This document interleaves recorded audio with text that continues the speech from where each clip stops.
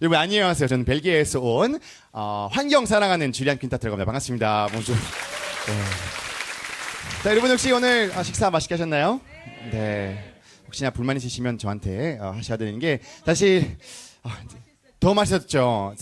일기 때도 사실은 채식으로 저희가 다 먹긴 했지만 한국에서 그 채식으로 케이터링 하는 데 잘 없어요. 근데 이번에 훨씬 더 저번보다 많은 연구하셔서 그런지 더 맛있었고 사실 제가 대자연에 가서 우리 축산업 육식이 미치는 이제 환경 영향에 대해서 얘기하다가 바로 저한테 다음에 우리가 그러면 채식 식사하겠다 해가지고 너무 감사하지만 혹시나 조금 입이 발사 안 맞았다면 거기 있었으면 좋겠다 하는 사람들은 저한테 불만 따로 DM으로 보내시면 제가 이제 처리하는 거로 하겠습니다. 진짜 이렇게 오늘도 많은 분들도 보게 되고 그리고 또 오늘 또 대단하신 분들 함께 같이 솔직히 이런 자리 언제 하실 수 있겠습니까? 저도 저번에 한 번 했기 때문에 조금 익숙해진 느낌이 있는 저희 조금 친해졌죠? 뭐 저 혼자서 생각하는 걸로 하겠습니다만 정말로 이렇게 또 많은 분들 그리고 이번에 또 아까 저희가 데이터로 봤죠. 환경에 대한 관심 더 많고 그리고 환경 진로 또 선택하는 사람도 더 많고 하기 때문에 굉장히 저는 환경 사랑하는 사람으로서 되게 반갑고 그리고 또 이제 정치 외교 쪽에서 또 관심 많은 사람도 많다 보니까 아마도 우리 대사님들께서 많은 그런 쪽도 부담이 있으실 것 같다는 생각 들었습니다. 우리 일기 때 했던 모든 코너 중에 모든 과정 중에 어떤 게 제일 재밌었는지 설문조사 했거든요. 자, 여러분 제가 왜 이거를 말하게 되는지 금방 아시게 될 것 같은데요. 자, 일기 종강식에서 온라인 설문 내 마음에 쏙 들었던 기후환경 리더 양성 과정 활동은 1위 줄리안과 함께하는 토크센터라고 압도적으로 뽑았습니다. 69표 축하드립니다. 네, 그리고 토크센터 좋았던 이유 줄리안 있어서는 그 말 없네요 여기. 네, 그거 조금 아쉽지만 네, 직접 질문하고 답변을 들으며 대학생에게 맞는 조언들을 들을 수 있어서 좋았다 라는 사람 많이 했습니다. 솔직히 총사님과 그리고 대사님께서 이렇게 질문할 수 있는 기회가 언제 있겠습니까? 사실 저도 오늘은 기회는 없습니다. 이렇게 저는 재미있는 질문만 할 수 있거든요. 저도 솔직히 많은 거 하고 싶지만 진짜 여러분들은 엄청난 순간이 될 거라고 저는 믿고 있습니다. 그리고 딱딱하지 않고 재치 있는 분위기여서 좋았다. 이게 조금 제 양념 있었다고 생각하지만 사실은 진짜 너무 감사하게도 저번에도 그렇고 오늘도 대사님과 사무총장님이 굉장히 좋게 밝게 해주셔가지고 아마 여러분들도 되게 재미있는 시간 되실 거라고 생각하고 있습니다. 그리고 평소에 궁금했던 내용을 직접 활동하신 전문가들에게 질문할 수 있어서 좋았다. 네, 정말 전문가들한테 우리가 질문할 수 있는 기회 잘 없죠. 평상시에는. 네, 오늘은 그 기회 여러분들한테 있습니다. 자, 기강식에 개인의 환경 활동에 도움 주었습니까? 라고 질문도 했거든요. 근데 매우 그렇다 46.4% 그리고 그렇다도 46.4%라고 하시기 때문에 대부분의 사람들도 이 시간 포함해서 이 모든 과정이 굉장히 도움됐다는 걸 알기 때문에 여러분들도 아마도 많은 것을 배우고 성장하는 모습으로 이기 졸업생으로 하실 수 있을 거라고 생각하고 있습니다. 자, 이제는 전문가 아닌 저 말 그만하고 전문가 2명 모셔서 저희 본격적으로 시작해 보려고 하는데 제 발대 우리 UN 사무총장님 반기문 님과 그리고 제 23대 UN 대표 김숙 대사님 함께 모셔보겠습니다. 여러분들 큰 박수로 모시겠습니다. 감사합니다. 진짜 제가 이렇게 대단한 분들이 옆에서 앉은 모습 저번에 찍어서 친구한테 보여주니까 굉장히 안 어울린다는 말을 하는데 여러분 어울리죠? 네. 굉장히 제가 물어봐서 이렇게 답변해 주시고 너무 감사합니다. 역시 여러분 너무 솔직해서 좋습니다. 네. 자, 오늘 조금 분위기 전환할 점에서 제가 몇 가지 재밌는 질문 좀 한번 해보도록 할 건데 아까 제가 총사님께서 굉장히 했던 말 중에서 인상 깊었던 말이 있었어요. 그 lead by example 라는 말 하셨었는데 그런데 우리가 또 뭐 지금처럼 뭐 텀블러도 들고 다니고 하는데 제가 궁금한 게 혹시나 총사님께서 약간 평상시에 하는 제일 좋아하시는 환경 실천 같은 거 소개 하나 하실 수 있을까라고 물어보고 싶었습니다. 저는 그 과학자는 아니니까 네네. 과학은 이론으로 배우고 실천하는 거. 실천은 우리의 그 자원을 절약하는 거. 예를 들어서 하여튼 종이 한 장도 제가 버리질 않습니다. 종이를 한 장 만들려면은 나무를 몇 그루를 잘라야 되느냐. 그러니까 종이를 보통 우리는 이제 한 번 쫙 쓰고 그냥 버리지 않습니까? 근데 저 양면지를 또 쓰고 양면 중에 조금 남는 부분이 있으면 오려서 메모지 할 때에 내가 하나 좀 보여드릴까요? 네. 와, 여러분 지금 어디서도 보지 못했던 우리 반기문 사무총장님의 노트. 진짜 오. 이게 오늘 내가 이제 우리 간부 직원들하고 잊어버리지 않기 위해서 적어 놓은데 여기 이제 이게 또 이면지죠, 이게. 이렇게 쓰는 겁니다. 이렇게 하고 다 쓴 다음에 버리고. 그러니까 사무실에 근데 제가 이제 젊은 분들하고 많이 이제 일을 하지 않습니까? 이건 뭐 종이 탁탁 버리는 겁니다. 전부 다 한 번 쓰고 버리고. 근데 카피지를 꼭 두 번을 쓰죠. 근데 두 번 쓴 때는 나만 보는 거는 내가 써요. 그러니까 자료들 왔을 때 내가 이렇게 보고 버릴 거는 한 번 보고서 양면을 다 써야 버리는 겁니다. 그렇게 하고 내가 늘 얘기하지만 전기 한 등, 수돗물 하나, 이 쓰레기 버리는 것도 아주 조심해서 버리고. 물론 이제 쓰레기에 대해서는 우리가 많이 버리는데 좀 안타까운 경우가 많이 있어요. 우리는 어릴 때 신문지 한 장 버리질 않았습니다. 신문지 갖고 저 장판을 하여튼 벽을 발랐죠. 신문지 갖고 이제 벽질했죠. 그때는 이제 너무 가난한데 내가 그렇게 하라는 건 아니고 요즘 신문지 갖고 저 벽지 바르는 사람이 어디 있습니까? 하여튼 그러나 그런 거는 어릴 때부터 좀 해야 되겠다. 그러니까 물 한 방울 잘 버리지 않고 그런 거가 환경에 도움이 되는 겁니다, 여러분. 그게 돈을 절약하는 게 아니고 환경 절약하는 거예요. 그러니까 종이를 막 쓰면은 나무를 많이 잘라야죠. 나무를 많이 자르면은 산소가 안 나오죠. 산소가 안 나오면 공기가 피박해지고. 그러니까 이제 지구의 허파가 아마존 강 유역입니다. 거기가 전 세계에서 제일 나무가 많죠. 그러니까 나무는 어떤 특성이 있느냐면 이산화탄소가 올라가면 그거를 다 마셔요. 다 마셔갖고 자기 몸속에 다 보관을 하는 겁니다. 그러다가 나무를 자르면은 그걸 다시 다 뱉어내죠. 거기서 나오는 게 뭐 어마어마하죠. 이 나무를 잘라서 나무가 자르면 너 나를 죽이면 자른 거 죽이면 내가 이거 뱉어낸다 이렇게 하는 거죠. 그래서 지금 며칠 전에도 내가 인도네시아의 대사 환경부 장관 이런 사람하고 만나는데 아까 얘기한 대로 칼리만탄 보르네오 섬으로 수도를 옮기지 않습니까? 거기가 세계에서 세 번째인가 네 번째로 나무가 많은 지역입니다. 세계에서. 그 나무를 이제 수도를 하려니까 많이 잘라야 되겠죠. 그래서 내가 그거 자를 때 그거보다 배도 다 심어야 된다. 그래서 인도네시아 정부는 나무 하나 자르면 두 개를 다른 데 심는 거로 그런 식으로 한다는 겁니다. 그러니까 여러분들 물자, 자원을 절약해야 된다. 그게 환경 운동 중에 하나입니다. 예. 네, 뭐 그런 말이 있습니다. 환경은 제일 좋은 물건은 만들어지지 않았던 물건이라고 하는데 진짜 엄청 좋은 답변을 주시는 우리 사무총장님께서 한번 박수 부탁드리겠습니다. 여러분 제가 원래 방송에서 말 많은 걸로 유명하거든요. 근데 진짜로 사무총장님도 굉장히 이제 환경에 대한 진심이셔서 한 질문했는데 특강의 정도로 너무나 좋은 얘기 나와서 저도 막 이거는 들어야 돼. 저도 옆에서 막 계속 듣고 해서 빠지게 됐었는데 네, 그래서 오늘 원래 솔직히 여러분한테 말했던 거 있는데 저번에 이제 한 6개월 전에 정도 했을 때 1시간 반 저한테 시간 줬지만 2시간 했어요.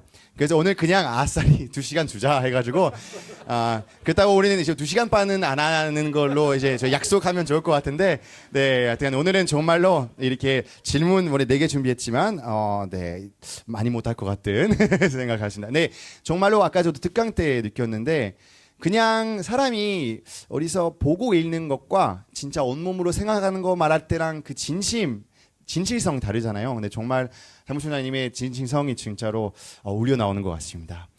자, 대사님 혹시 같은 질문 한번 해봐도 될까요? 실천하시는 것 중에 혹시 조금 소개하고 싶은 재미있는 거 있으실까요?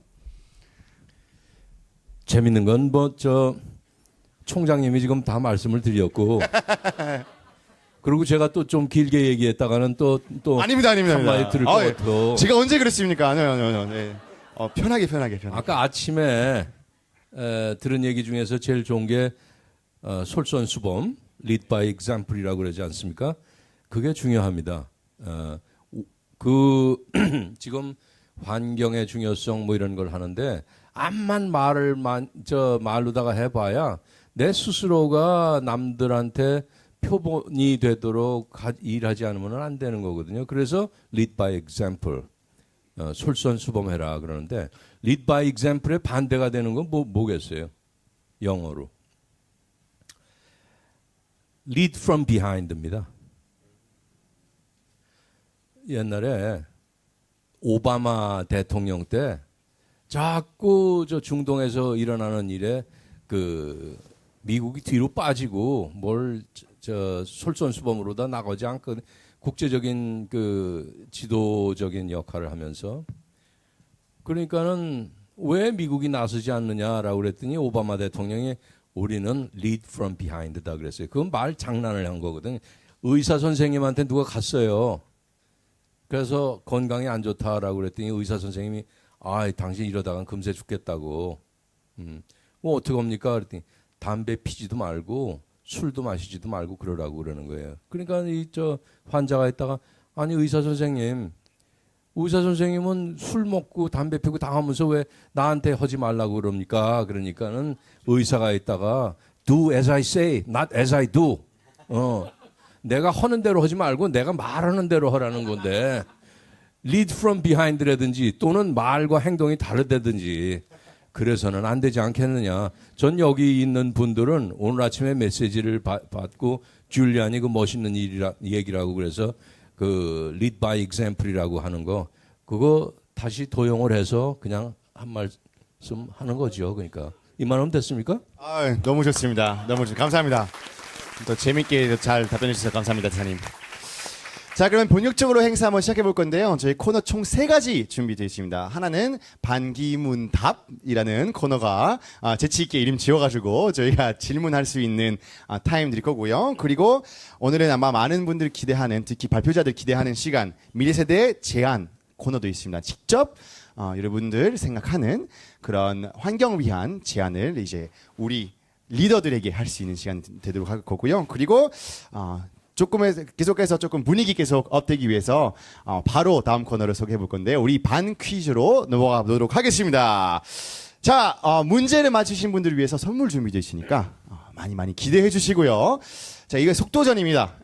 왜냐면 이제 제일 먼저 손을 오르신 분이 제가 지명해가지고 그리고 이제 답을 할 수 있는 기회 드릴 건데요. 틀리시면 바로 다음 사람한테 넘어가니까 여러분들 신중하게 손 들어주시길 바라겠습니다. 자, 질문들 제가 앞서 봤는데 첫 번째 질문은 아까 우리 총장님의 득강을 들으셨으면 이거 바로 답이 아실 것 같아서 조금 너무 쉽지 않나 싶긴 하지만 뭐 첫 질문이니까 여러분들 한번 해보도록 하겠습니다. 마이크 받으시면 바로 이렇게 마이크 잡고 대답하시면 될 것 같습니다. 자, 첫 번째 퀴즈 나가도 될까요? 네, 오케이, 렛츠 고! 반기문 사무총장님께서는 기후위기의 경각심을 일깨우고 심각성을 부각하기 위해 UN 사무총장 재임 시기에 아마존의 열대우림과 이곳을 방문하셨는데요. 특히 UN 사무총장으로서는 이곳 방문이 최초였습니다. 지구 가열화로 누가 손 들었나요? 잠시만요. 여기 지금 계신 분 더 높이 자 하나 둘 셋.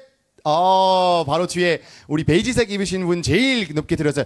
이게 소심하게 드시면 안 되고 들고 계속 이렇게 들고 계셔야 됩니다. 제가 눈이 라섹하긴 했지만 조금 한시 돼서 이렇게 좋게 이렇게 들어주시면 기회가 오겠습니다. 네, 한번 일단 소개하시고 그리고 정답 말씀해 주시면 감사하겠습니다. 안녕하세요. 네, 저는 이제 김근환입니다. 네.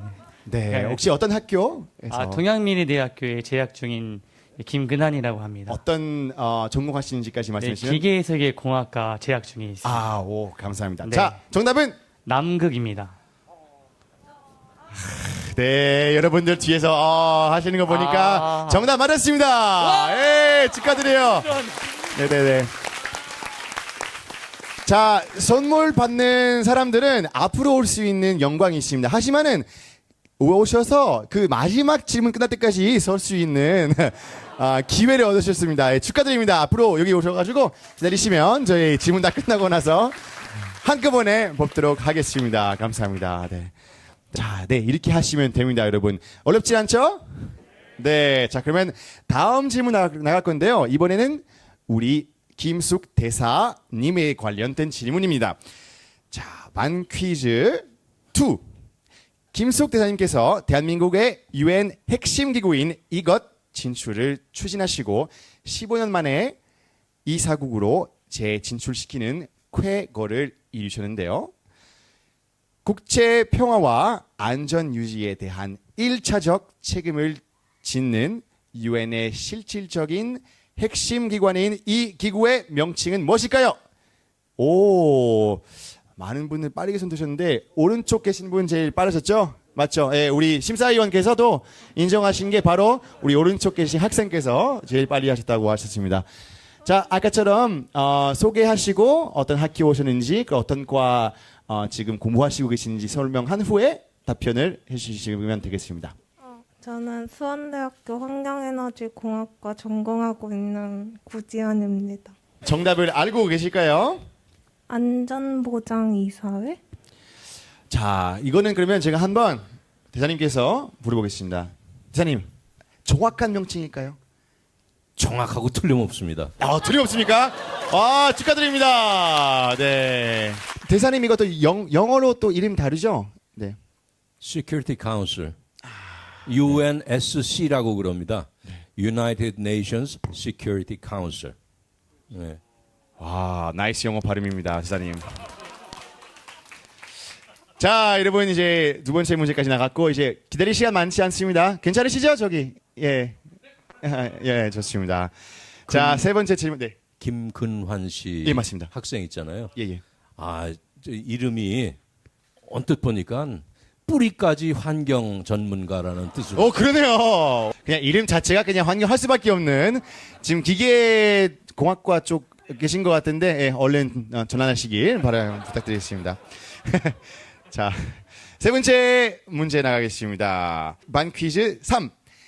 이곳 음성에서 유엔과 반기문 제8대 유엔 사무총장님을 기념하기 위한 기념 광장과 평화 광장이 조성이 되어 있는데요. 유엔 기념비와 유엔 회원국들의 국기가 있는 이 공원의 정식 명칭은 무엇일까요? 아까도 손 들으셨던 것 같은데 그죠? 아니에요? 네, 그쪽에서도 손 들었는데 이분 맞죠? 네. 사무총장님께서 두 번 말씀하셨습니다. 맞습니다. 네. 감사합니다. 자, 일어나서 그리고 영광스럽게 네네. 이름과 대학교 그리고 전공 하고 계신 전공 얘기하시면 일단 되겠습니다. 네, 서울시립대학교에서 행정이랑 경제 전공하고 있는 장문성 학생입니다. 네, 박수 부탁드리겠습니다. 자, 정답은 정확하게 하셔야 됩니다. 네. 긴장되시죠? 네. 이게 뭐라고 그렇게 긴장되죠, 그죠? 네, 그래도 이제 앞에 계셨던 분들까지 서야 될 일도 없는데 예, 긴장 푸세요. 할 수 있습니다. 알겠습니다. 자, 정답은 반기문 평화랜드. 맞습니까? 예, 맞습니다. 축하드립니다. 네, 장문성 학생 앞으로 나오시면 되겠습니다. 와, 학생들이 대단한데요, 그죠? 엄청 빠르게 또. 그러니까 한 번씩 다 맞췄습니다. 아쉽네요. 원래 한 번씩 드리고 해가지고 또 긴장 주고 해야 되는데 너무 여러분들 일기보다 더 좋았다는 것을 일기한테 말씀하지 마시고요. 예. 여기 일기 몇 분 계시는데 죄송해요. 여러분들도 대단했습니다. 자, 이제는 우리가 선물 받을 타임이 왔죠. 자, 근하님 이리 오셔가지고 첫 번째 공을 뽑을 수 있는 영광 드리겠습니다. 자, 뽑으신 다음에 한번 열어주시면 두 번째 네, 뽑아주시고요.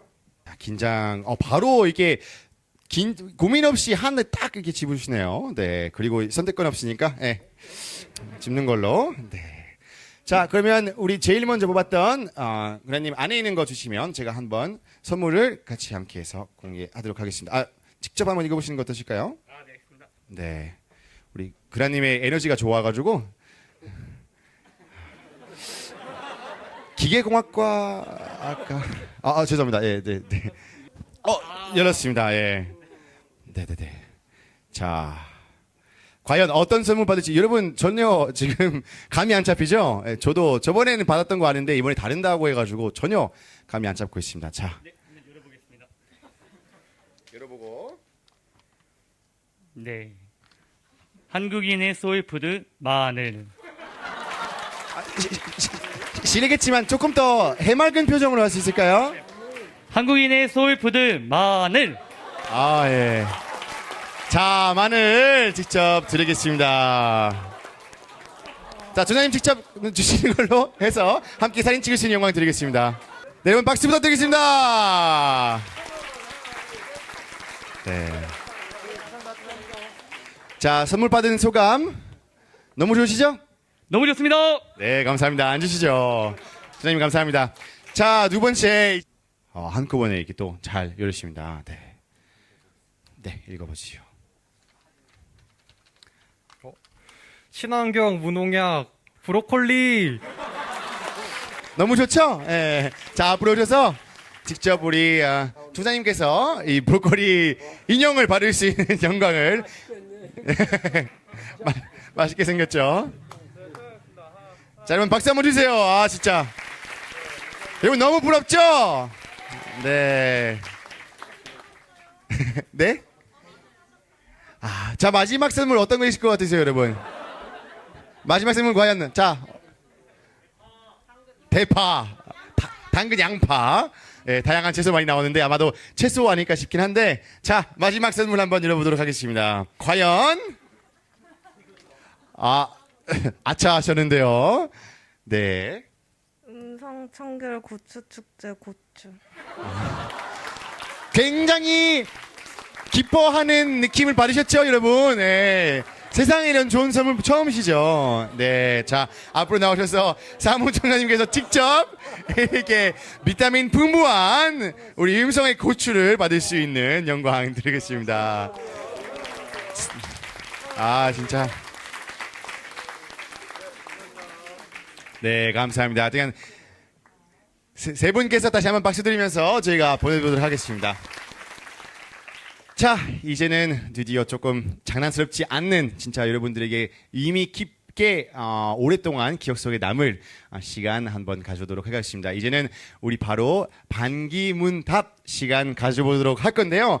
그래서 여러분들에게 저희가 사실 사전에 질문 받았습니다. 그래서 당연히 이제 우리가 오늘 모든 사람의 질문 아쉽게도 못하겠지만 그 중에서 좋은 질문 몇 개, 한 6개 정도 지금 골랐고, 그리고 시간 어떻게 되는 거 보고 저희가 이제 5개 될 수도 있고요, 뭐 4개 될 수도 있고요, 이렇게 하도록 한번 하겠습니다. 그래서 사무총장님하고 대사님께서 마지막 양해 부탁드릴 건데, 그 많은 사람들이 얘기 들으려면 저희 조금 강력하게 이제 해줄 수 있다면 진짜로 너무나 감사합니다. 네, 감사 말씀 드리겠습니다. 자, 다양한 질문 접수되었는데요. 수많은 질문 중에 질문 고달고 해볼 건데, 다음은 우리 반기문 사무총장님께서 드리는 질문인데요. 이동희 학생 혹시 계시나요? 이동희 학생? 네, 자, 이동희 학생 손 들어주시면 앞에 계시군요. 네. 와, 진짜로 이 사무총장님께서 직접 질문할 수 있는 게 아마 떨리실 것 같은데, 여러분 박수 한번 해주시면 더 이렇게 용기 될 것 같습니다. 일어나셔서 마스크 벗으시고, 그리고 질문하고 답 나올 때까지 서주신 다음에 이제 앉으시면 되겠습니다. 자, 먼저 한번 소개하고 그리고 시작하겠습니다. 네, 안녕하십니까. 저는 대구 계명문화대학교 건축 인테리어 학부에 다니고 있는 1학년 이동희라고 합니다. 저는 이제 국제기구 진출에 관심이 있는 학생인데요. 사무총장님의 인생에서 기후 변화에 관심을 갖게 된 시기와 또 계기가 무엇인지 궁금하고, 또 국제기구 유엔에서 사무총장이 되기까지 어떤 노력을 하셨는지, 어떤 노력과 과정들이 있었는지 알고 싶습니다. 좋은 질문 감사합니다. 질문 감사하고. 이동희 씨 몇 분 괜찮습니다. 아직 시간이 있습니다. 이거 책을 한 권 써야 되는데 사실은 10년간의 책을 한 권 써도 모자랄 정도로 많은 얘기가 있는데 앉으세요. 그 계기는 아까 내가 설명을 드렸는데 교토 프로토콜이 전혀 움직이지 않고 기후 변화에 대한 그 국제적인 움직임이 없고 미국 뭐 이런 나라들이 별로 신경을 안 쓰고 그래서 사무총장 때부터 사실은 어떤 사무총장도 기후 위기에 신경을 안 썼다 이렇게 하면 맞습니다. 그래서 제일 먼저 한 게 이제 부시 대통령을 설득을 했는데 이 양반은 그 쳐다보지도 않는 이런 사람이죠. 기후 변화에. 근데 제가 감격한 거는 10년간 저 그분하고 2년 오바마하고 8년 이렇게 했는데 본인이 그 부시 대통령이 떠나기 전에 2009년 1월 달에 나를 점심을 먹자 그래서 인사 겸 갔습니다. 백악관에. 그게 이제 우리 저 집사람하고 같이 이렇게 갔는데 네이서 점심을 하면서 그 얘기를 하는 겁니다. 기후위기에 대한 당신의 그 열정에 놀랬다. 그렇게 하고 2007년 11월 달에 발리에서 그 기후변화 그 정상급 회의가 있었는데 그때 미국이 반대해서 다 그냥 완전히 다들 이제 실패로 다 이렇게 돼가는 과정이었죠. 그때 미국 대표가 자기한테 전화를 걸어서 미국 때문에 이게 안 되고 있는데 우리 때문에 안 되고 있는데 어떻게 했으면 좋겠습니까? 그때에 그 부시 대통령이 물어봤다는 겁니다. 그 반기문 사무총장의 의견은 뭐냐? 그래서 아니 그건 당연히 저 찬성해서 이렇게 결의를 채택하는 겁니다. 그랬더니 그러면 그 저 do as what Ban wants 이렇게 얘기했다는 겁니다. 그 얘기를 본인이 백악관 떠나면서 얘기를 해줘서 얼마나 감격을 했는지요. 그게 나한테 큰 동력이 됐습니다. 동력이 돼서 그때부터 막 이제 8년이죠. 8년을 더 밀어붙인 겁니다. 8년 그리고 마지막 그만둘 때까지 하면 총 9년이죠. 9년을 밀어붙인 그런 건데 결과적으로 그 동기는 내가 그러니까 이 기후 변화 문제에 대해서 그때는 10년 할지는 몰랐죠. 5년 임기니까. 그리고 재임이 됐으니까 다행인데 하여튼 5년 동안에 내가 기틀을 만들어 놓겠다. 그렇게 해서 막 그 전 세계를 다니게 하는 동기가 된 겁니다. 그게. 그렇게 뭐 간단하게만 말씀드릴게요. 고맙습니다.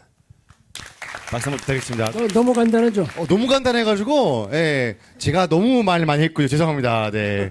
네, 사실 저희한테 지금 그래도 한 45분 정도 있으니까, 예, 다음 질문 좀 더 여유롭게 하셔도 되겠습니다. 그러면 일단, 좋은 질문 해주신 우리 이동희 학생도 한번, 감사하고, 그리고 정말로 친절하게 답변해주신 뒷얘기까지 지금 들으면서 뭔가 되게, 함께 약간 한 드라마의 장면 보았던 느낌이 좀 들었던 것 같습니다. 감사합니다, 성준하님.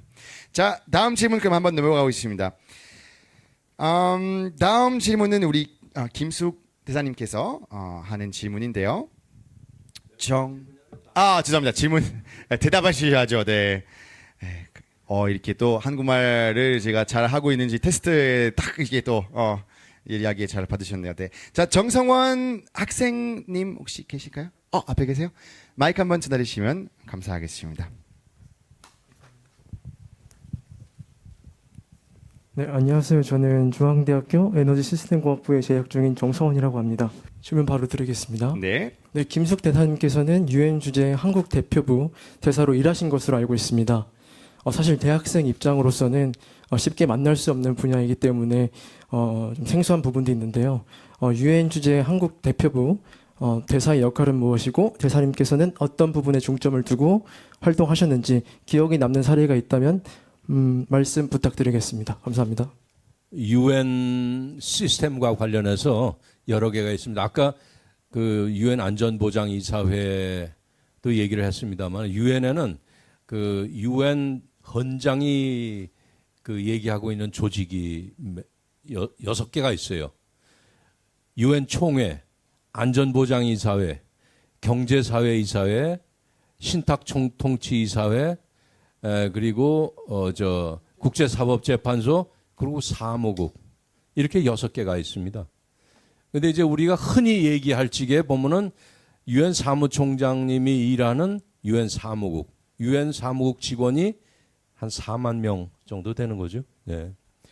거기를 우선은 유엔이라고 흔히들 얘기를 하는데, 아까 얘기한 대로 유엔 국제사회의 안전과 평화를 유지하는데 1차적인 책임을 진 이제 안보리도 있고 뭐 그렇습니다. 그게 유엔입니다. 근데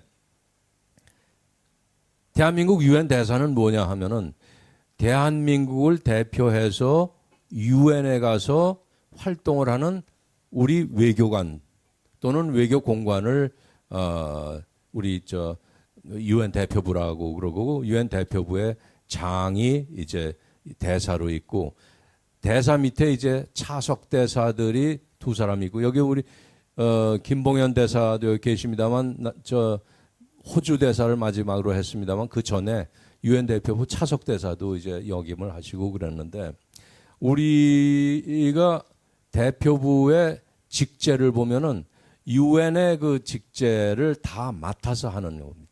총회를 담당하는 파트가 있고, 안보리를 담당하는 파트가 있고, 경제사회, 에코속이라고 하죠. 경제사회 이사회를 담당하는 데가 있고, 법률 행정을 담당하는 데가 있고, 그렇게 해서 유엔에서 하는 활동에 우리 대한민국을 대표로 해서 나가서 하는 모든 것을 거기서 이제 총괄을 해서 하는 것입니다. 물론 그 이외에도 유엔에 이제 출장을 온다든지, 유엔에 이제 회의가 있어서 대한민국에서 대표단을 이제 파견을 한다든지 할 적에는 우리가 그들을 또 영접을 해서 유엔에서 활동을 할 수 있도록 지원도 해주고 뭐 그렇게 하고 있습니다.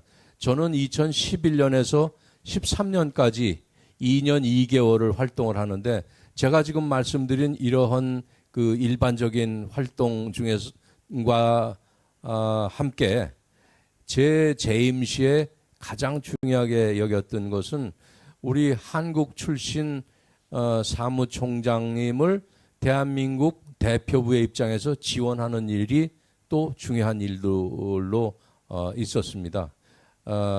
이제 공적으로도 지원하고 또는 뭐 비공식적으로도 지원을 하고 그러는데, 그 유엔 사무총장이 화려한 듯하지만은 제가 옆에서 보니까 굉장히 이제 고군분투하는 경우가 많아요.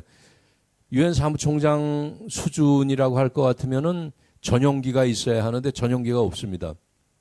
해외 다니실 적에 아프리카나 이제 힘든데 다니실 때 보면은 상업 커머셜 플라이트가 가는 데가 있고, 거기서 말이죠 막 돌아다니는데 연결이 안 되는 경우가 있어요. 그러면은 예를 들어서 그 지역의 어느 부자 나라에서 항공기를 대주거나 이런 데가 있거든요. 이거는 어느 나라의 국가 원수나 이런 분들하고는 그 비교할 수가 없을 정도로 초라하게 지원이 가는 경우가 있습니다. 그런데 하는 임무는 어느 나라의 국가 원수보다도 더 비중 있는 일을 하고 계시거든요. 그래서 의제면이라든지 또는 입장면에 있어서 뿐만 아니라 유엔 내 이제 그 사무총장으로서 이 일을 하시는데, 우리가 어떻게 뭐 좀 행정적인 지원을 대표부에서 해드릴 수 있는가 하는 것들도 많이 신경을 써서 저는 했다고 생각을 합니다. 박수 한번 부탁드리겠습니다.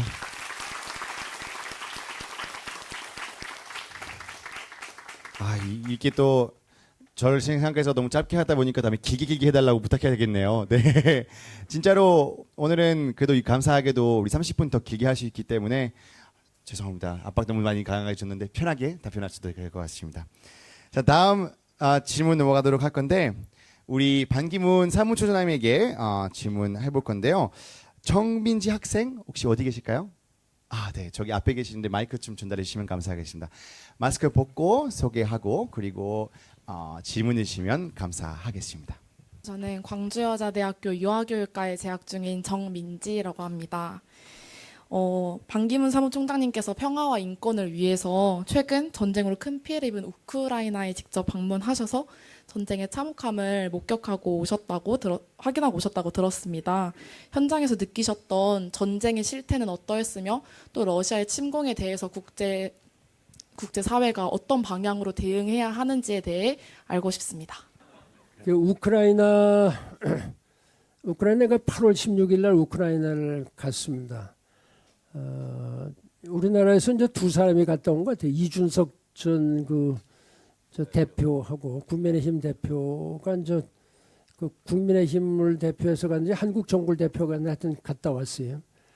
근데 나는 전직 유엔 사무총장으로서 그리고 그 국제사회 그 원로 그룹이 있습니다. 원로 그룹. 그러니까 이 전직 대통령이나 뭐 노벨 평화상을 받은 사람으로 구성된 그 지금 현재 10명이 있는데 거기에 내가 이제 부의장으로 있습니다. 그래서 그 부의장 자격으로 이 원로 그룹의 부의장 자격으로 그 콜롬비아 대통령을 지나고 노벨 평화상을 받은 그 산토스 대통령이 있습니다. 그 두 사람을 저쪽에서 초청을 해서 지난 8월 16일 날 갔다 왔죠. 12시간 방문했습니다. 근데 가는 거는 갈 때 기차로 14시간, 올 때 14시간, 그러니까 28시간 기차 타고 왕복. 그 방문은 12시간. 그러니까 잠 못 자고 이제 이렇게 했는데 가서 보고 참 세상에 21세기에 이럴 수도 있나. 이런 아주 분노를 하고 좀 치를 떨었다고 그럴까요? 치를 떨은 거죠. 거기에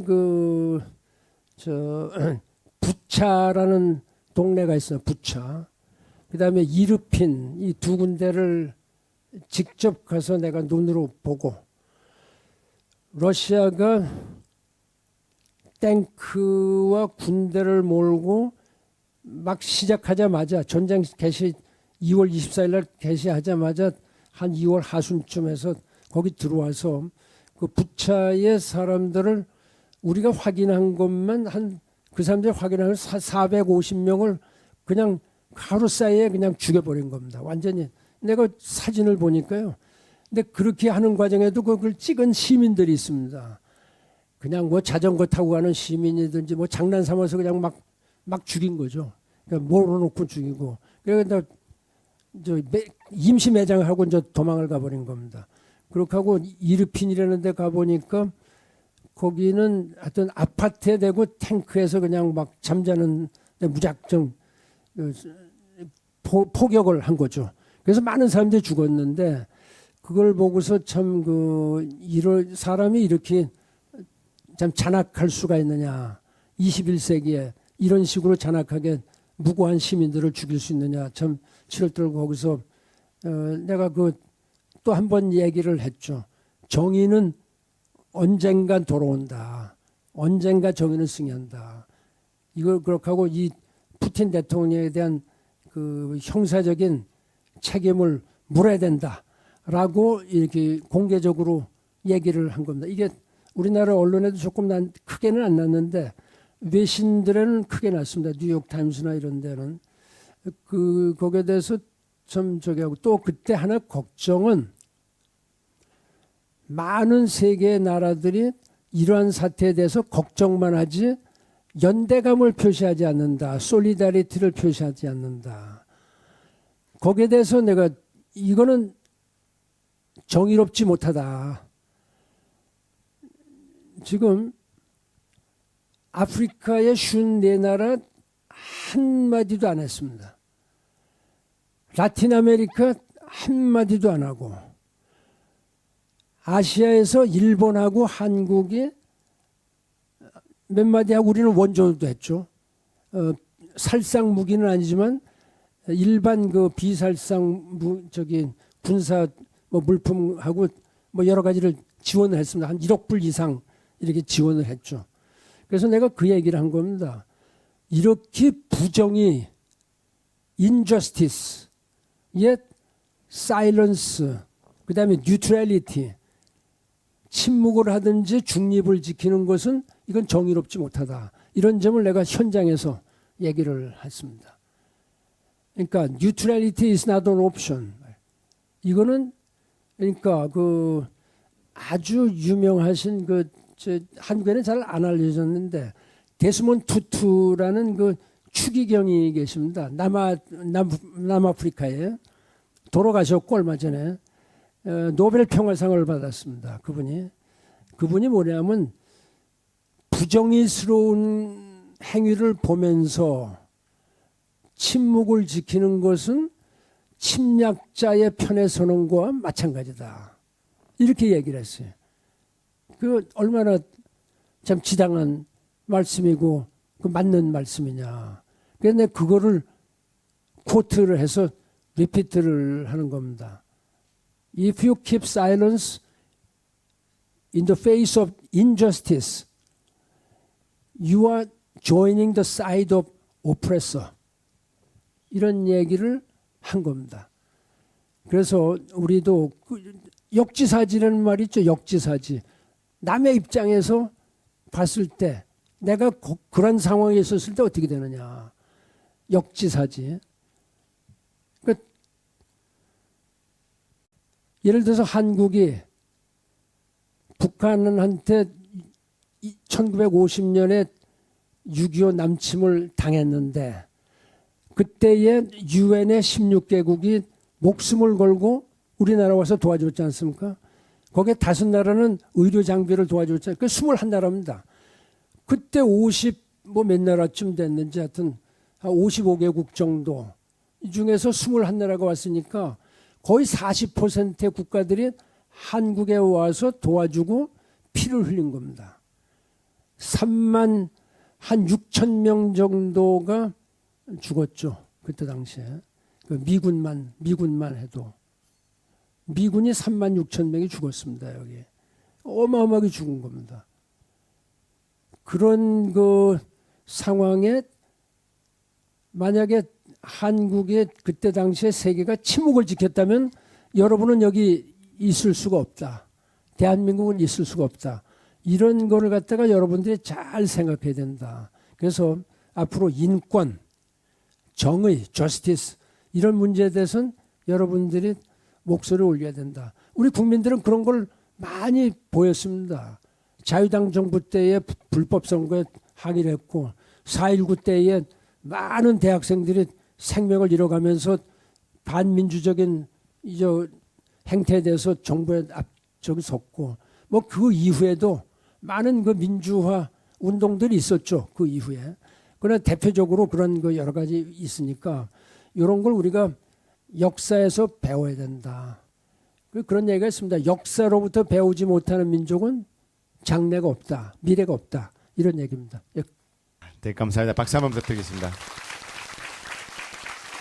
자, 그래서 이제는 다시 한번 우리 기후위기 주제로 다시 돌아갈 건데요.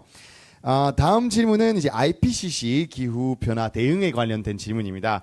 그래서 구윤범 학생이 반기문 사무처장님께 해주실 건데 혹시 구윤범 학생 어디 계세요? 네, 안녕하세요. 일어나서 마스크 벗고 그리고 소개하신 후에 질문 주시면 감사하겠습니다. 네, 안녕하세요. 저는 서울대학교 산림환경학 전공에 재학 중인 구윤범이라고 합니다. 바로 질문 드리겠습니다. 작년 발간된 IPCC 보고서에 지구 온도가 섭씨 1.5도 상승하는 것이 2030년 중후반이 될 것이다 라는 구문을 보면 기후변화 시대를 넘어 기후위기 시대가 왔음이 분명해 보입니다. 또 글래스고 총회에서 합의된 내용이 지켜진다고 하더라도 1.8도에서 최대 2.4도까지 상승이 예상되고 있습니다. 1.5도라는 목표 달성을 위해서는 중국, 인도 같은 개독국과의 협력이 중요하지만 현실적으로 어려운 측면이 많다고 생각합니다.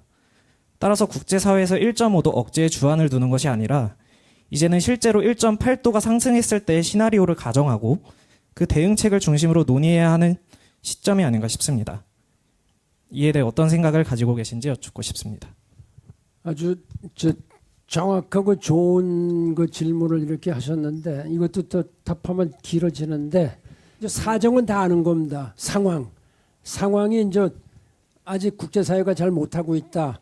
시간은 급하다.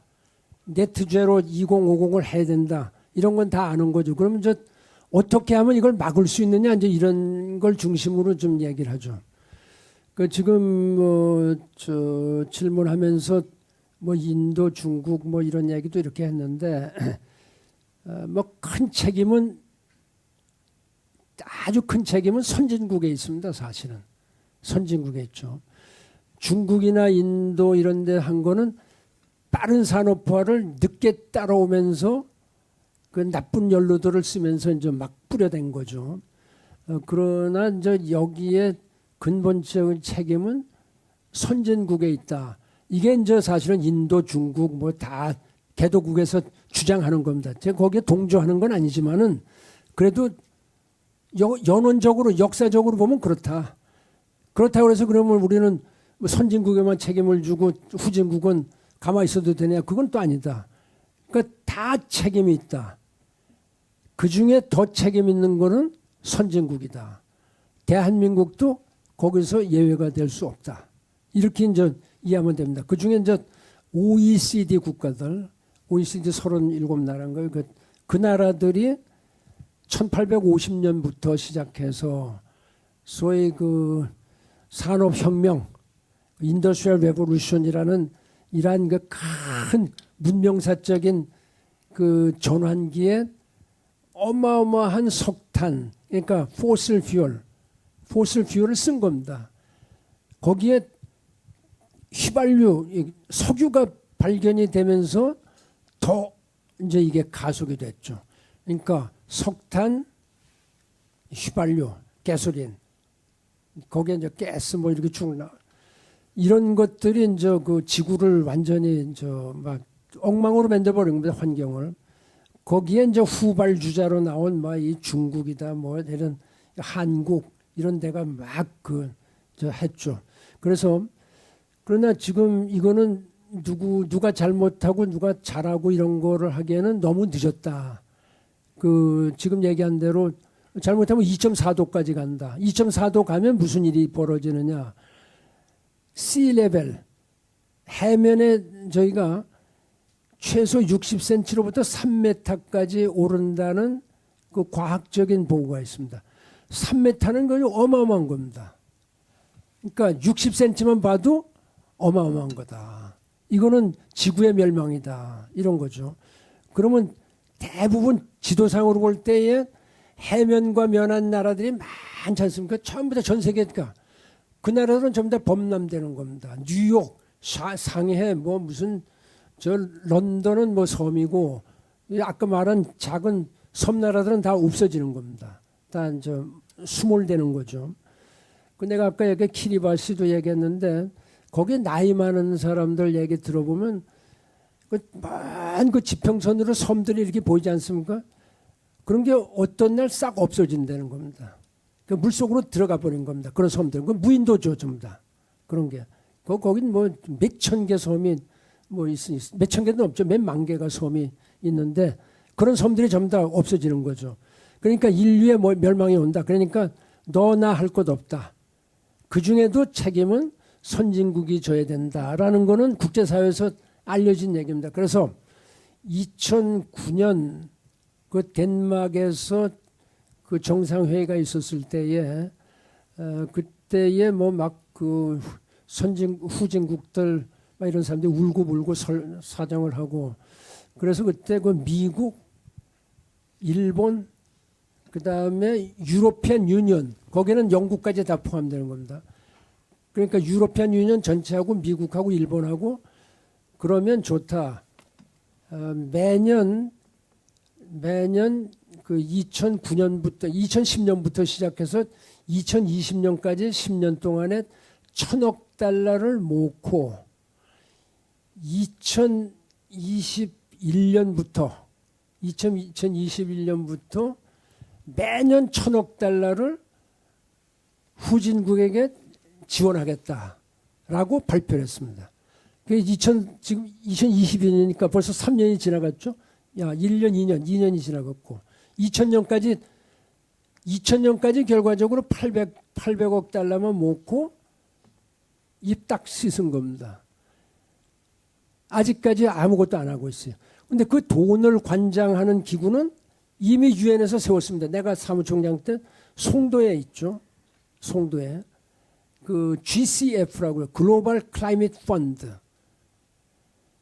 그때 우리나라가 그냥 흥분한 겁니다. 야, 이거 우리나라에 매년 1,000억 달러가 막 돈이 들어와서 막 유통이 되면은 한국 경제에도 막 올라가고 막 이런다. 이렇게 기대를 했는데 돈이 안 들어오고 있는 겁니다. 800억 달러. 그러니까 지금 2010년부터 12년간 800억 달러 먹고 내가 그래서 전직 유엔 사무총장이면 지금 여기서는 안 하지만 나가면은 당신들 1,000억 달러 빨리빨리 모으라고 얘기를 막 하죠. 상당히 강하게 얘기합니다. 내가 거의 1년에 하여튼 코로나 때문에는 안 했지만 최근 들어서도 많이 여행을 하면서 국제사회에서 연설을 하는데 그 얘기를 계속 꼭 합니다. 그게 문제다. 과학기술 발전을 좀 지원해야 된다. 후진국들이 과학기술이 없는데 어떻게 이걸 갖다 하느냐. 그 다음에 어떻게 탄소 중심으로 된 이러한 그 산업 구조를 non-fossil fuel, 그러니까 climate friendly energy, climate, 그러니까 clean 에너지 해야 된다. clean 에너지가 뭐냐? 이게 결과적으로 지금 수소 나오죠. 블루, 수소, 그린 수소, 블루 수소, 그 다음에 뉴클리어 에너지, 그 다음에 리뉴어블 에너지 이렇게 나오는 겁니다.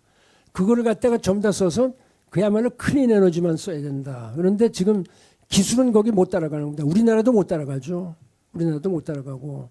그래서 그게 참 큰 문제죠. 그러나 문제라고 하기에는 왜냐하면 기후 환경은 점점 더 악화되고 있다.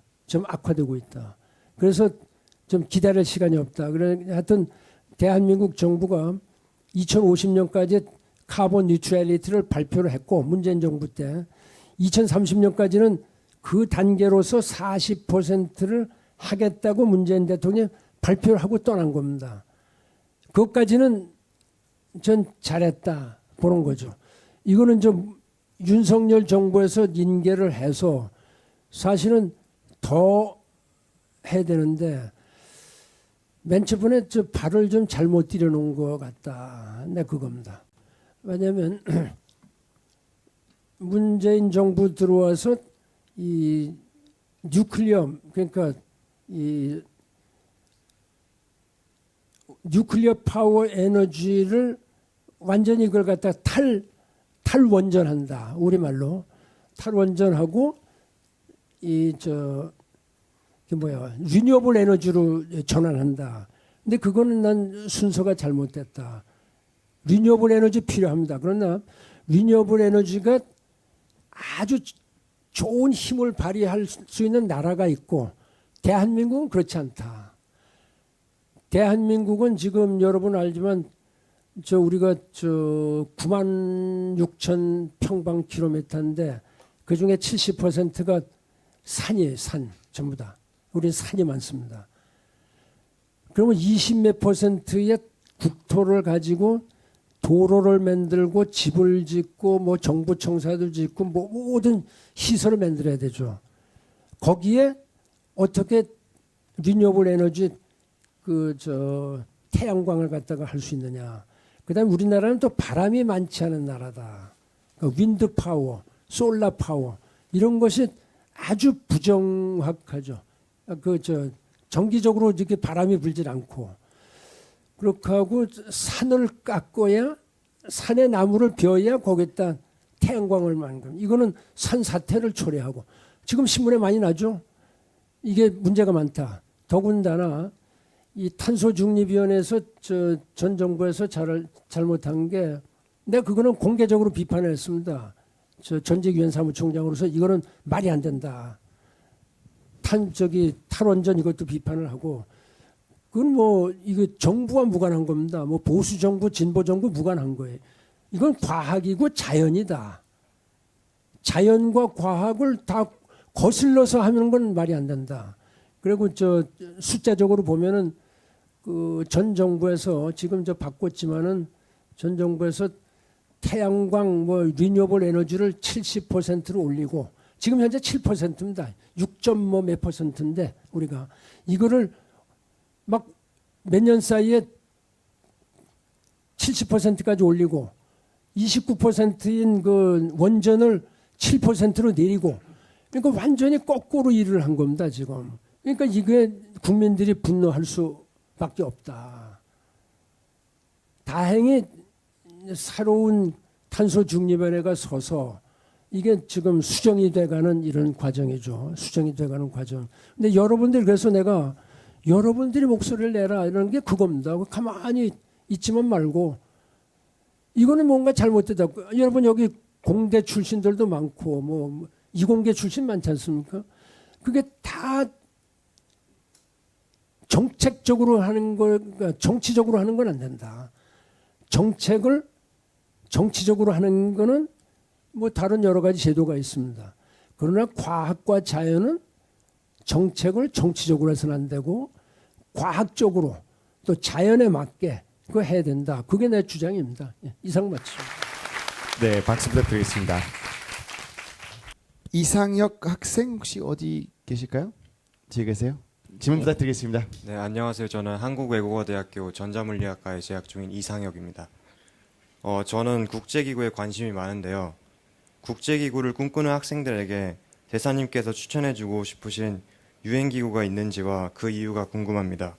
그리고 꿈을 이루기 위해서 대학생들이 준비해야 할 소양이 무엇이 있는지 궁금합니다. 두 가지인데요.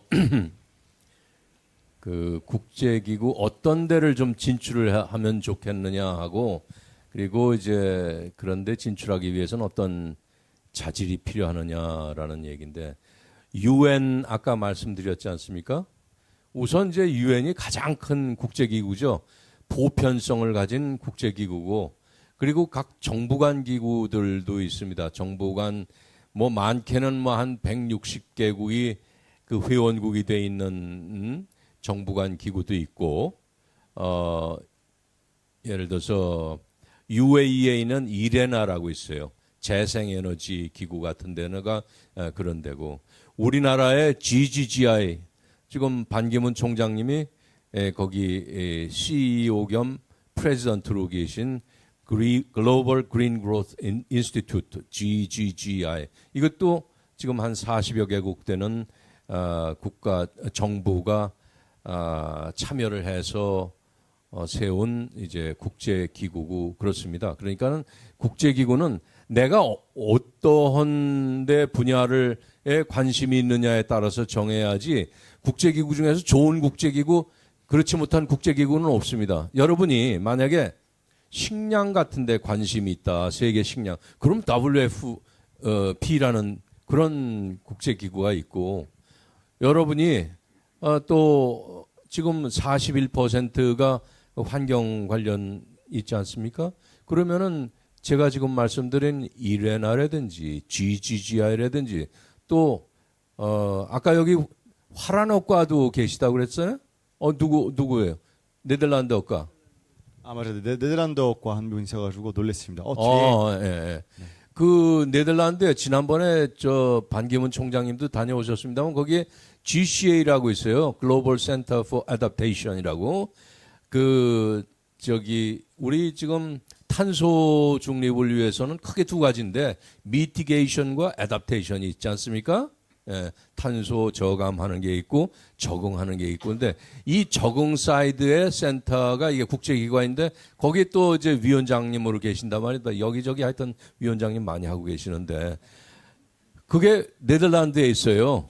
말하자면 네덜란드어를 하고 환경에 관심이 있고 그러면은 그런데 GCA 같은데 또 관심이 있으면은 또 어플라이를 해볼 수 있고 그러니까 세상에는 내가 그 지원할 수 있는 국제기구라는 건 무지하게 많습니다. 그거는 그냥 저 구글이라든지 이런 데 찾아보면은 많이 있으니까 어떤 국제기구를 추천을 하느냐 그거보다는 내가 어떤 쪽에 관심이 있느냐라고 하는 거고 그리고 이제 국제기구에 가시면은 그걸 국제공무원, 국제외교관이라고 그러는데 대한민국 외교부도 저는 사실 외교부 출신입니다만은 여러분들이 국제기구에 진출하는 것 전에 대한민국의 외교부에 들어가서 유능한 외교관 역할을 좀 먼저 하는 게 1차적인 걸로 좀 생각을 하고 있습니다. 그 다음에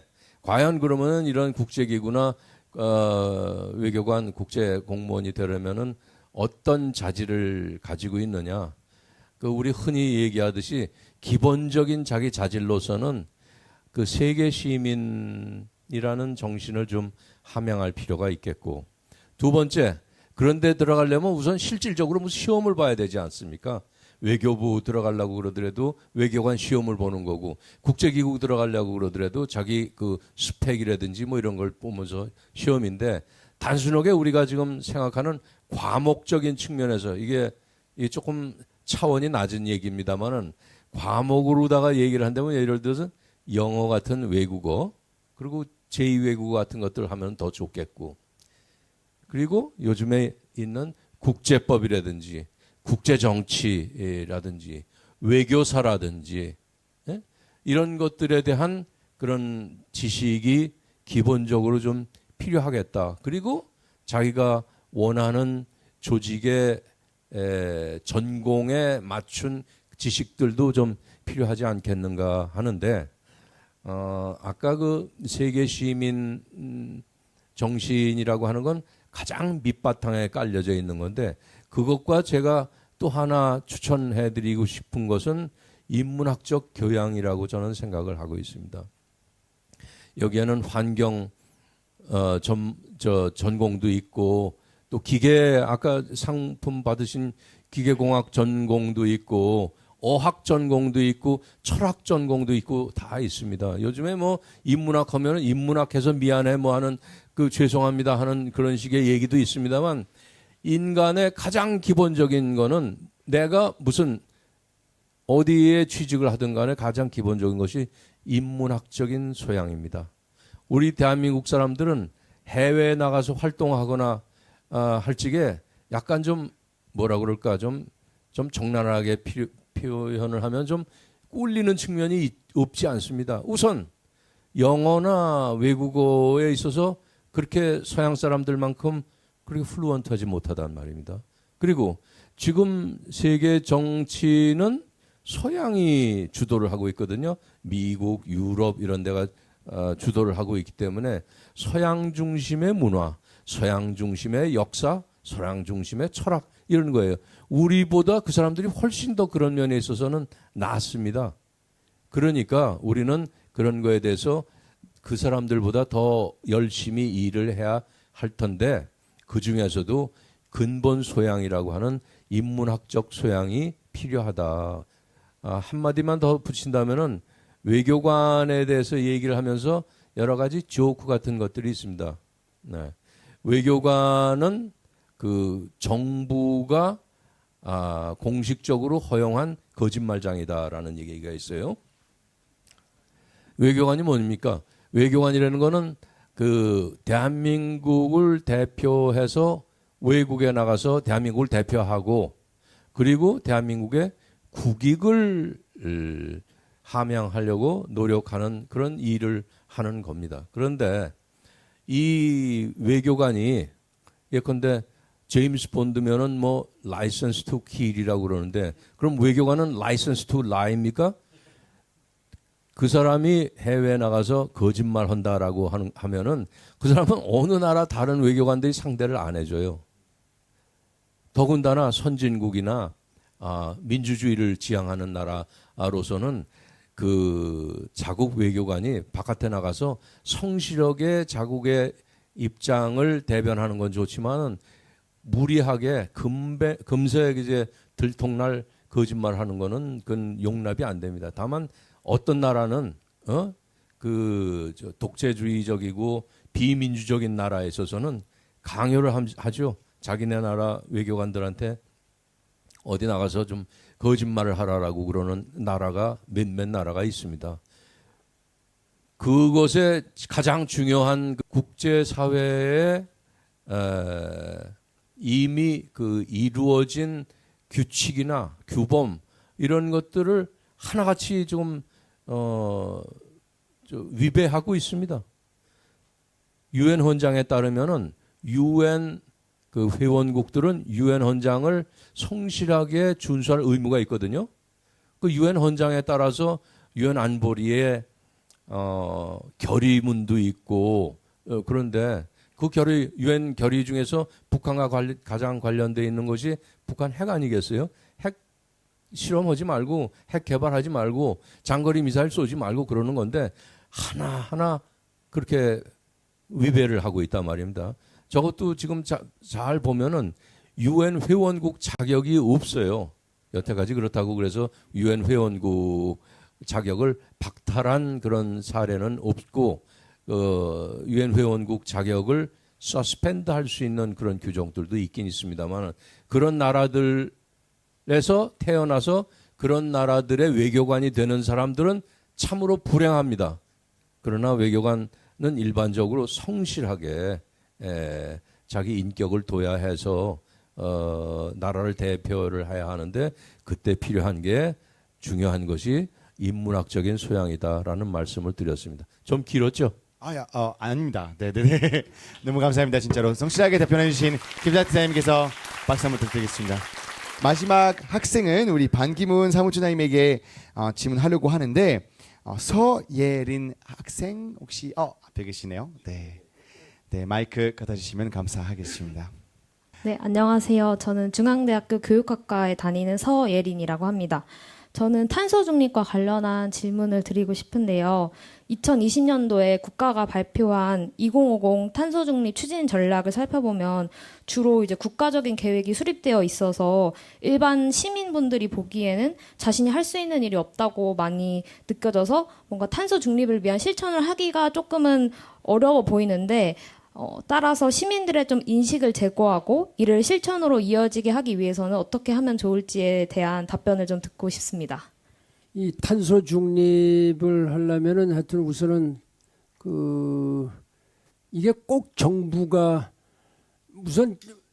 해야죠. 정부가 하고 기업이 해야 되는데 여기 계신 학생 여러분들도 그러한 그 마음가짐을 갖고 있는 게 중요하다 이런 점을 얘기를 할 겁니다. 내가 아까 얘기했죠.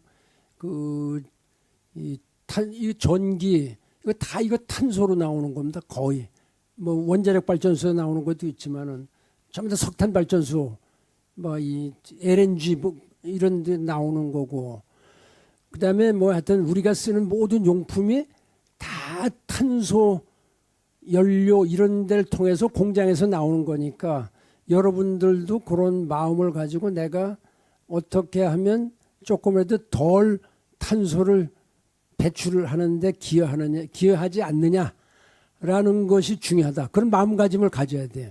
그러지 않으면은 좀 더 이건 정부에서 하겠지 뭐 이렇게 얘기를 하면 안 된다. 그러면 이제 정부가 리드를 해야 되죠. 이건 대통령부터 시작해서 하여튼 이 산자부 장관, 에너지 장관, 뭐 모든 장관들이 다 앞장서서 리드를 해야 된다. 그러려면 이제 정책이 좋아야죠.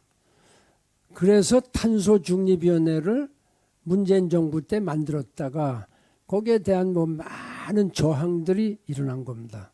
저항들이 일어나고 위원들이 전부 다 막 사표를 내고 결과적으로 마침 그 기간이 얼마 아니었기 때문에 이제 새 정부 들어와서 탄소중립위원장을 인져서 임명을 했어요. 얼마 전에 김상엽 박사라고. 물론 그거는 총리가 공동위원장으로 돼 있죠. 근데 이제 우리 잘 아시다시피 우리나라 총리는 뭐 여기저기 그냥 국회 불려다니고 정신 없는 겁니다. 뭐 수재 해야 되고 이거저거 그러다 보니까 그런데 관여를 안 하니까 대개는 민간위원장한테 맡겨버리고 마는 겁니다. 그 위원들한테. 대통령은 또 대통령대로 뭐 여행도 하시고 뭐 여러 가지 또 더 많죠. 이래서는 안 된다. 그겁니다. 내 주장은 그거예요. 이거는 대통령부터 총리, 장관 할 것 없이 모든 국민들이 다 내일이다. 해야 되는 게 우선 제일 급선무예요. 근데 지금 좀 걱정이죠. 전부 다 탄소 중립 신문에 그렇게 많이 안 나죠. 전부 다 쓸데없는 얘기들, 뭐 정치적인 얘기만 이렇게 나오고, 그 전혀 비생산적이고, 지금 이 급하죠. 사실은 이 탄소 중립을 내 생각 같아서는 2030년까지 45%를 하자는 것이 유엔의 전문가들의 얘기인데, 국회에서는 35%를 결정한 거를 그나마 문재인 대통령이 그걸 무시하고 40%로 정한 겁니다. 45%에서 5%가 아직 적죠. 그래서 뭐 난 그 정도면 됐다고 얘기를 하지만 더 해야 된다. 그러기 위해서는 우리 에너지 정책을 완전히 재점검해야 된다. 그렇게 하고 이 탄소를 배출하는 에너지는 우리가 가급적 빠른 시일 내에 이 저탄소 또는 무탄소로 다 바꿔야 된다. 이것이 이제 지금 아까 내가 얘기한 그 제일 무탄, 그러니까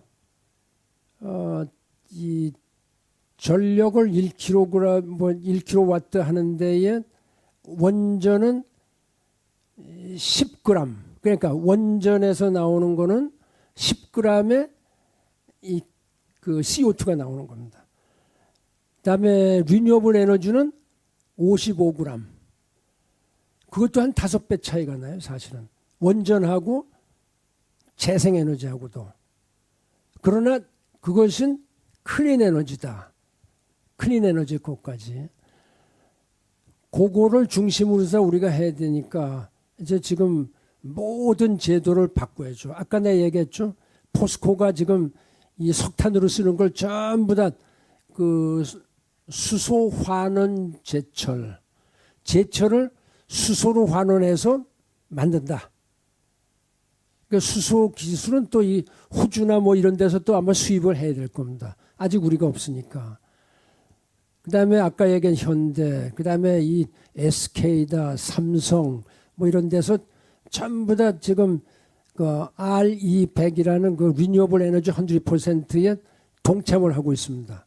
그러니까 자기들이 하는 모든 생산 조직을 자기들이 지금 저 원전은 안 갖고 있으니까 하여튼 우선은 그 재생에너지로 다 이렇게 하고, 근데 정부에서는 지금 이 원전 에너지를 좀 더 발전하고, 지금 저 원전 가지고 제일 실패를 본 나라가 독일입니다, 사실은.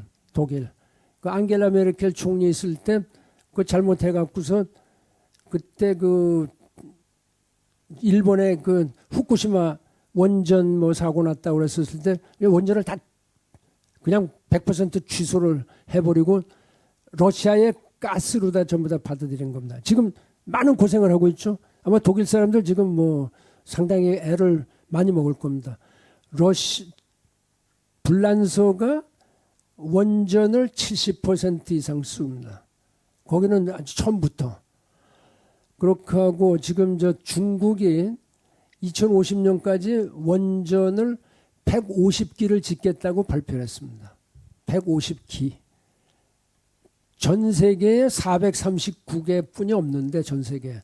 중국이 거기에 3분의 1이 넘는 걸 갖다 2050년까지 자기들이 하겠다. 그런데 중국은 2060년까지 할 수 있다고 발표를 했는데 그거는 오케이 이렇게 된 겁니다. 인도가 2070년까지 하는 건 곤란하다. 중국이 2060년까지 하는 거는 그 어마어마한 그 숫자를 줄이려고 원전을 150기까지 진다니까 그거는 노력이 가상하다. 그렇게 해서 대개 국제에서 하고 나머지는 예외가 없다. 2050년까지 해야 된다. 그거를 우리가 앞장서서 해야 됩니다. 대한민국이.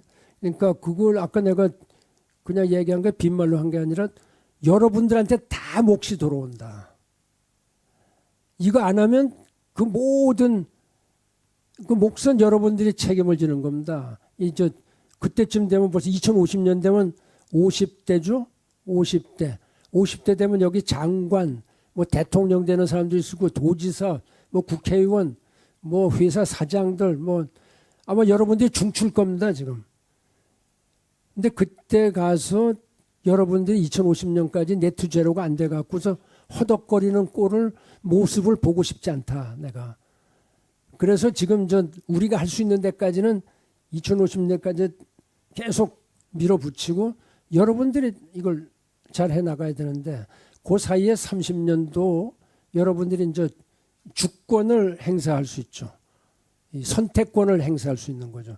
그러니까 사실 뭐 솔직히 말해서 국회의원도 나오는 사람한테 아니 의원님 말에 이런 거 생각해 보셨습니까? 자꾸 질문을 해. 그래야 이분들이 정책을 만듭니다. 그 시장 군수 이런 분들. 근데 지금은 시장 군수 이런 사람들이 전혀 신경을 안 쓰는 것 같아. 그냥 우선 시나 군의 행정만 이렇게 하지 이런 이 탄소 중립 이런 데 신경 안 쓰거든요. 그러니까 앞으로 여러분들이 좀 더 신경을 쓰고 여러분들의 목소리를 올려라. 이런 게 제 당부입니다. 고맙습니다. 예. 감사합니다. 그래서 바로 우리가 마지막 코너인 글로벌 환경 전문가에게 전하는 미래 세대의 제안으로 넘어가 보도록 하겠습니다. 제1기 기후 환경 리더 학생들에 이어 2기 학생들이 글로벌 환경 전문가에게 이제 미래 세대로서 요구하는 제안서를 직접 작성하였다고 하니까 대표로 선정된 학생들의 제안 내용을 발표한 후 제안서 전달하게 할 건데요. 그러면 바로 학생들 만나볼까요? 네, 자, 첫 번째로 윤성원 학생 대표가 온실가스 감축을 위한 기업, 대학, 탄소 배출 등급화에 대한 제안을 발표하겠습니다. 큰 박수로 맞으시기 바라겠습니다. 네, 안녕하십니까. 숭실대학교 경영학부 재학 중인 윤성원이라고 합니다. 오늘날 기후위기가 문제가 날로 심각해짐에 따라서 1.5도라는 임계선에 도달하지 않기 위해 전 세계적인 관심과 노력이 집중되고 있습니다. 이에 각 국가에서도 탄소세나 그린딜 산업 등의 다양한 산업 정책을 펼치고 있고 기업들과 미래 세대인 저희 MZ세대도 환경을 고려한 생산 및 소비를 하는 데 힘쓰고 있습니다. 그러나 오늘의 이 시간과 더불어서 IPCC 보고서에도 또 우리가 알 수 있듯이 더욱더 적극적인 환경에 관한 노력이 필요한 것이 현실입니다. 이에 탄소 중립을 달성함에 있어서 더욱 적극적인 기업 및 대학의 참여를 독려하기 위해서 탄소 배출 감축에 대한 가시화가 되면 좋겠다는 생각이 들었습니다. 이에 다음과 같이 제안하는 바입니다. 첫째, 산업 부문의 탄소 중립에 있어서 국가의 효율적인 지원과 기업의 기술 발달 및 생산을 독려하는 제도적 기반으로 업종별 온실가스 배출량 등급화를 제안합니다. 현재 대한민국 기후위기, 그중 온실가스와 관련하여서 CO2 배출의 약 85%를 차지하는 부분이 에너지 사용입니다. 그리고 그중 대다수가 제조업, 광업 등의 산업 부문에서 나오는 것으로 알고 있습니다. 따라서 각 산업별 탄소 중립에 대한 적극적인 참여를 독려하는 제도적인 기반이 필요하다고 생각합니다. 각 산업별 규모 또 생산 대비 기업의 에너지 소비량과 온실가스 배출량을 조사 및 분석하여 업종별 넷제로 실천 현황을 등급화한다면 탄소 중립에 있어서 지원 및 개선이 시급한 기업에 선제적인 도움을 줄 수 있을 것이고 또 등급에 따른 혜택을 부과하여서 해당 산업에 속한 기업들이 탄소 중립 수준을 높이기 위해서 전반적인 개선을 하도록 촉구할 수 있을 것입니다. 예시로 현재 에너지 소비율 등급 표시의 경우 시민들이 환경 소비에 참고하여서 이제 가치 소비를 할 수 있도록 도움을 주고 있습니다. 마찬가지로 각 시설 간의 넷제로 실천 등급을 시민들에게 제공한다면 시민들의 친환경 소비 문화를 형성하고 또 기업들의 환경적인 노력을 촉구할 수 있을 뿐만 아니라 소수의 환경 운동가들만의 환경 문제가 아니라 모든 시민들이 필수적으로 고민해야 하는 탄소 중립이 될 것이라고 확신합니다. 또 둘째로 국내 대학교의 탄소 중립 노력 수준에 대한 등급화를 제안합니다. 서울시 전체 지역 또 건물의 에너지 소비 순위에서 1위가 어딘지 아십니까? 바로 대학교라고 또 합니다. 대학교는 고등교육기관으로서 편안한 교육 인프라를 위해서 환경이 조성되어 있고 이를 위해서 안정적인 수학 및 연구가 핵심 과제이기 때문에 이를 위한 에너지 사용량은 어느 정도 감수해야 한다고 생각합니다. 그러나 이 대학교의 참여가 더욱더 동일한다면 환경에 있어서 유의미한 이 결과를 촉구할 수 있을 것이라고 생각을 합니다.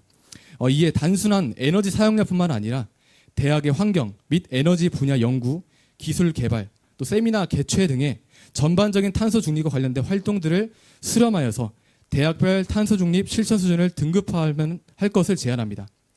현재 미국의 경우 AASH인 고등 대학 기관에 대한 친환경 발전 협의회가 있는데요. 그 기관에서 지속가능 대학들의 스타 등급을 나누어서 공개를 하고 있습니다. 전국 대학들 간의 탄소 중립 순위를 매기는 것은 학생들에게 있어서 충분한 움직임을 또 이끌 수 있는 동기부여가 될 것이라 생각을 합니다. 또한 학생들에게 탄소 배출 현황을 투명하게 공개하도록 하여서 대학의 주인인 대학생들이 주도적으로 목소리를 높여서 변화를 일으킬 수 있도록 해야 한다고 생각합니다. 이에 이러한 등급화를 제안합니다. 저는 환경 문제에 관심을 갖는 한 명의 대학생입니다. 그러나 이 자리에 계신 기후환경 리더분들, 그리고 더 나아가 인류가 직면한 이 기후 재난을 해결하는 데에 관심을 갖고 목소리를 내는 모든 미래 세대들의 노력들이 쌓이고 쌓여서 탄소 중립을 실현할 수 있을 것이라고 저는 확신합니다. 경청해주신 모든 분들께 감사드립니다. 감사합니다. 다음은요, 조민선 학생 대표가 해양 생태계 보호 미래 세대 리더로부터에 대한 제안을 발표하겠습니다. 큰 박수로 마주하시기 바라겠습니다. 안녕하세요. 전남대학교 해양학과에 재학 중인 기후환경 리더 2기 조민선입니다. 저는 이번 8월 5일간 진도에서 해안 대장정을 하며 플로깅 및 해변 정화 활동을 수행하였습니다. 진도를 걸으며 일회용품을 수거하고 해변에서 어업 폐기물을 주었습니다. 여기 계시는 많은 기후환경 리더분들께서도 플로깅을 경험해 보셨을 텐데요. 특히 해변가 플로깅은 폐어망, 밧줄, 비닐 등 우리가 일상에서 볼 수 있는 쓰레기들이 아닌 양식장에서 나온 쓰레기와 장난감, 플라스틱병, 캔 등 도시에서 떠내려온 쓰레기들이 한 곳에 뒤엉켜 자리를 차지하고 있습니다. 잘 알고 계시듯 실질적인 원인을 해결하지 못한다면 다시 쌓일 것이 분명하다는 이 문제의 시발점에 대해 고민을 멈춰서는 안 됩니다. 그러나 이 생각을 품었음에도 원인을 알려고 하지 않고 해결하려고 하지 않는다면 저는 이 문제를 외면한 사람이 되겠죠. 그러고 싶지 않아 이 자리에 서게 되었습니다. 작은 목소리지만 뭉치면 거대해질 것입니다. 함께 공감하고 행동한다면 더는 생각이 아닌 변화입니다. 그리하여 다음과 같은 제언을 드립니다. 첫째, 친환경 양식장 마크 도입 및 청년 모니터링단 구성을 요청합니다. 우리 청년들은 환경을 생각하는 착한 소비, 건강을 생각하는 값진 소비를 지향합니다. 그렇기 때문에 우리가 먹는 생선에 미세 플라스틱이 검출될 수 있다는 것, 어업에서 사용되는 스티로폼이 원인이 될 수 있다는 것을 알고 경계할 줄 아는 소비자가 되어야 합니다. 한국의 1인당 수산물 소비량은 전 세계 1위입니다. 또한 삼면이 바다로 둘러싸인 한국에서는 바다에 많은 양식 사업이 활발하죠. 양식장에서 사용되는 스티로폼은 파도와 햇빛으로 쉽게 부식되고 쪼개집니다. 이는 결국 그곳에서 성장한 수산물을 통해 우리 식탁 위로 올라오게 되죠. 국내 양식장의 환경오염 문제를 없애고 해양오염을 줄이기 위해 저는 친환경 양식장 마크를 도입할 것을 제안드립니다. 양식 과정에서 환경오염 요소는 최소화하고 소비자에게 안전한 수산물을 제공할 수 있도록 도움을 줄 것이며 친환경 양식장 운영을 독려하여 양식장으로 인해 오염되던 해양 또한 보호할 수 있을 것입니다. 그리고 시설의 친환경 운영이 제대로 이루어지는지 청년 모니터링단을 구성하여 지속적으로 검사하고 관리한다면 참여하는 청년들도 더욱 환경 보호에 대한 책임감을 가지고 환경 보호의 중요성을 인지할 수 있는 좋은 기회가 될 것입니다. 둘째, 해양 직업 종사자와 함께 환경 문제를 만들어갈 기회의 장을 만들어줄 것을 제안합니다. 쓰레기를 양산하고 치우는 사람이 따로 있는 것은 본질적인 문제를 해결하지 못하는 것이라고 생각합니다. 해안가에 위치하는 기업과 공장 그리고 시장에서 일하는 직원분들로부터 해양 쓰레기의 심각성과 보호의 필요성을 함께 느껴야 앞으로의 해양 생태계의 미래를 지킬 것이라고 확신합니다. 따라서 문화를 선도하는 대학생들과 함께 환경 실천을 이룰 수 있도록 도움을 주고 대학생 환경 리더가 직접 환경 교육을 실시하여 시민 환경 실천으로 확장할 수 있도록 기회의 장을 마련해 주셨으면 합니다.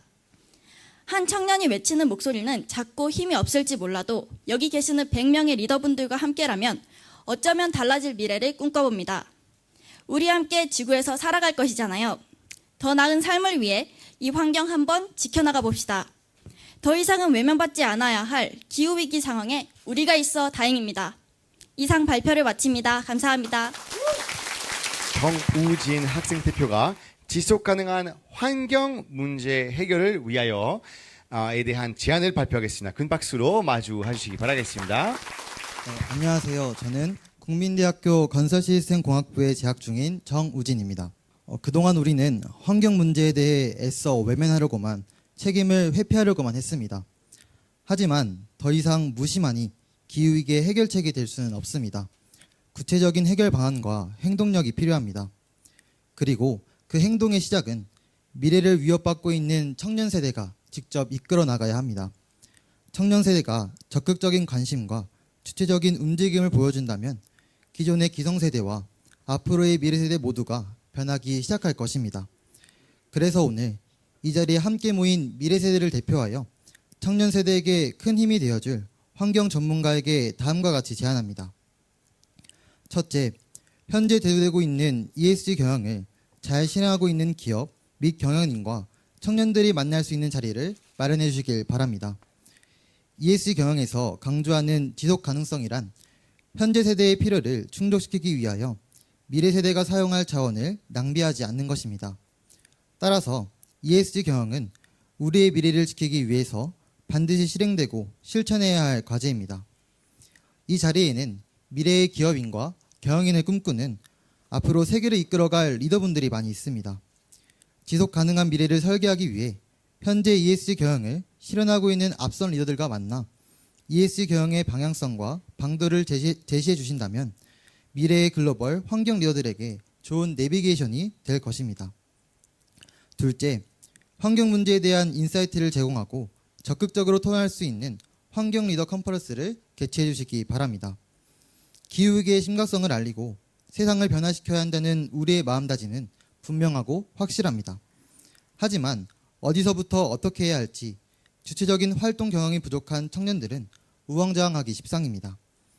환경 리더 컨퍼런스로 앞선 환경 전문가들과 미래 환경 리더들이 소통하는 자리를 마련하여 미래 환경 리더로서의 역량을 키우고 미래를 이끌어갈 리더를 꿈꾸는 청년들이 리더십을 키울 수 있을 것이라 기대합니다. 뿐만 아니라 청년들이 직접 기후위기에 대해 깊이 고민하고 해결책을 모색하는 주체적인 활동을 경험할 수 있게 해주신다면 진정한 환경 리더가 되기 위한 도약의 발판이 될 수 있을 것입니다. 지금 지나가고 있는 이 시간도 미래를 보장받지 못하고 있는 우리에겐 정말 소중합니다. 미래 환경 리더들이 직접 목소리를 내고 움직인다면 처음에는 작은 목소리일지라도 나중에는 세계를 울리는 큰 힘이 될 것입니다. 이 작지만 위대한 도약을 위해 위와 같은 사항을 제안드립니다. 감사합니다. 자, 이렇게 해서 우리 세 학생 대표가 다 발표 마쳤고요. 저희 직접 이제는 이 제안서를 우리 리더에게 직접 드릴 수 있는 시간 갖도록 하겠습니다. 자, 앞으로 무대에 오시면 감사하겠습니다. 네, 박수 한번 맞으시면 감사하겠습니다. 하나, 둘, 셋.